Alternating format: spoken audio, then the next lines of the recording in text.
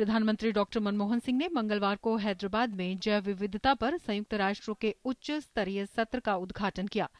सभा को संबोधित करते हुए डॉक्टर सिंह ने कहा कि जैविक विविधता को लेकर जिस तरह से वार्ताएं हो रही हैं, वो एक खुशी की बात है। उन्होंने विश्वास व्यक्त करते हुए कहा कि जैव विविधता पर सदस्य देशों के बीच सभी महत्वपूर्ण मुद्दों पर समझौता हो जाएगा।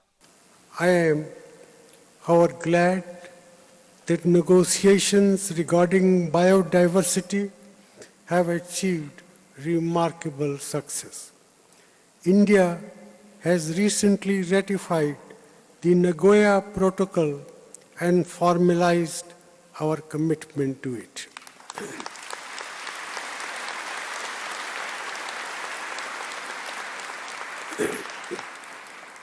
I would urge all the parties to do likewise because concerted global action is imperative and cannot brook any further delay. सम्मेलन को संबोधित करते हुए डॉक्टर सिंह ने खाद्य सुरक्षा के मसले को दुनिया के लिए एक प्रमुख चुनौती बताया।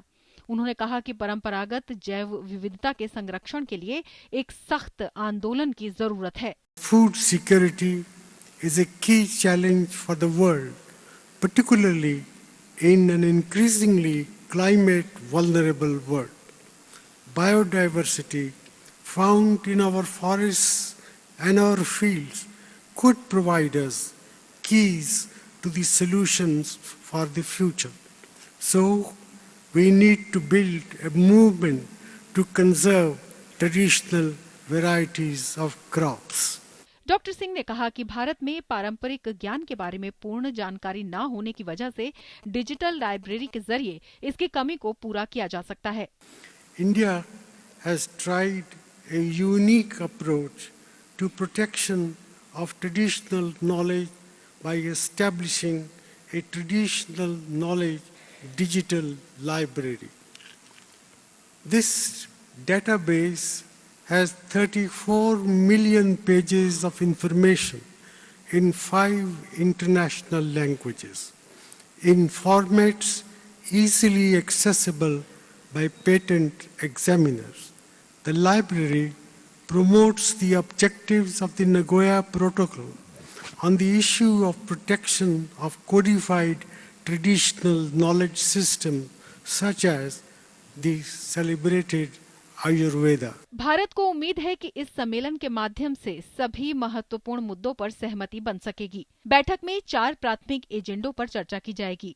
इनमें रणनीतिक योजना और संसाधन जुटाना, जैव विविधता और आजीविका, समुद्री और तटीय जैव विविधता की हिफाजत और 2010 के नागोया प्रोटोकॉल का क्रियान्वयन शामिल है। भारत में 600 से भी ज्यादा संरक्षित क्षेत्र हैं, जो देश के कुल भौगोलिक क्षेत्र का लगभग 5% हैं। कुछ विलुप्त प्राय प्रजातियों के संरक्षण के लिए कई विशेष कार्यक्रम चलाए जा रहे हैं।